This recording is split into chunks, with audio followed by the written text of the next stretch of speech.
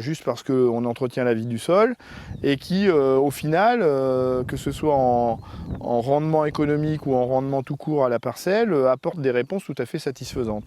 Donc voilà, on peut continuer de s'obstiner sur ce modèle-là, mais quand on voit ça, ça devrait nous faire douter un peu.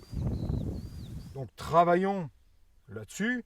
Le bio donne une réponse, mais il ne va pas donner toutes les réponses. Moi j'ai un copain l'autre jour, il m'a dit tu te rappelles pas du voisin qui partait avec son cheval et tout. Mais je dis tu veux quand même pas qu'on reparte avec un cheval. Oh bah. Je dis là ça va pas être facile quoi. Il faudra encore une agriculture pour nourrir les êtres humains. Et il faudra comme je le disais précédemment, une agriculture avec des produits de qualité. C'est ce que on a su garder en France. Ben moi je crois plus à une information et une formation technique des agriculteurs, et puis qu'avec des essais où on démontre bien les choses, on est capable de bien maîtriser et puis de déterminer le moment de l'apport d'azote. C'est comme ça qu'on progresse. Quand une bonne idée est en marche, plus rien ne peut l'arrêter. Et aujourd'hui, c'est des mauvaises idées qui sont développées à grande échelle.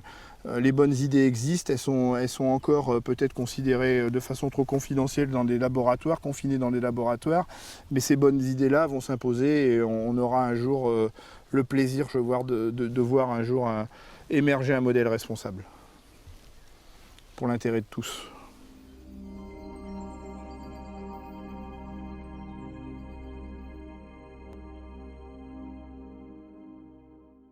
Ma grand-mère, un jour, elle a voulu que je lise la Bible. Bon, comme je l'aimais bien, je l'ai fait. Quoique j'ai sauté des pages, hein, parce que la Bible, c'est un petit peu quand il met des noms comme ça. Eh bien, je pense que vous avez dû connaître le veau d'or. Oui. On est le veau d'or. Il y a deux choses qu'on est actuellement, c'est le veau d'or et la tour de Babel. Ben, serein, comme je dis souvent de fois, j'ai une confiance inouïe dans l'homme, surtout dans sa bêtise, parce que je sais qu'elle n'a pas de limite.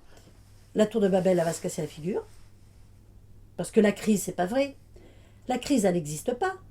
La crise, elle est seulement pour les financiers qui sont dans leur tour, la tour de Babel là-haut, et qui en veulent encore plus parce qu'ils s'amusent.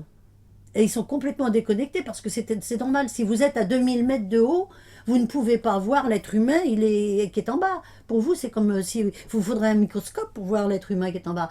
Mais eux, ils sont pareils. Donc la tour de Babel, il n'y a pas de crise, c'est pas vrai. Il y a la crise que pour eux.